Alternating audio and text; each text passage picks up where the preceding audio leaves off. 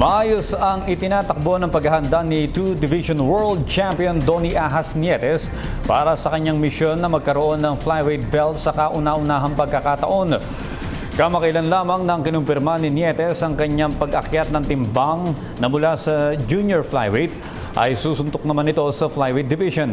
Matapos ito ay pumutok naman ang pangalan ni Mexican fighter Edgar Sosa na former champion ng dibisyon.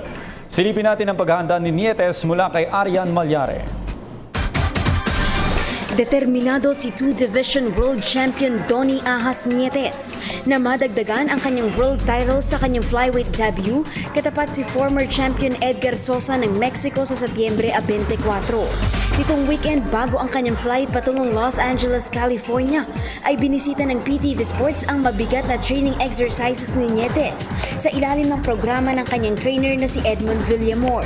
Sa exclusive interview ng PTV Sports, inamin ni Nietes na mahigpit na disiplina ang ipinapatupad ng kanyang kampo, lalo't adjustment ang nangyari mula sa kanyang pag-akyat sa mas mabigat na dibisyon.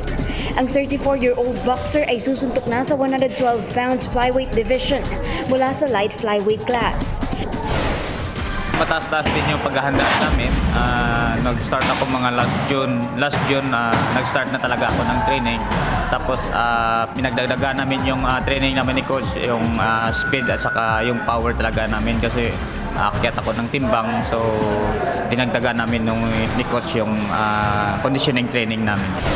Samantala, hindi naman minaliit ni Nietes ang kredensyal ng kanyang makakalaban na si Sosa na para sa kanya ay isang tough and calibrated fighter. Si Sosa ay aakyat ng ring, hawak ang kanyang professional record na 52 wins, 30 by knockouts at 9 losses.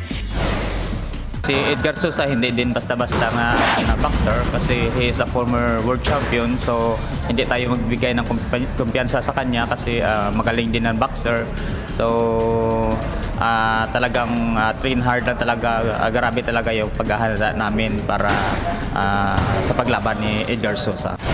Sa panig naman ni Villamor, tiniyak nito na ibibigay nila ang lahat ng kakailanganin ni Nietes sa LA upang hindi sila mabigo sa kanilang misyon na makasungkit ng flyweight belt ang kanilang alaga.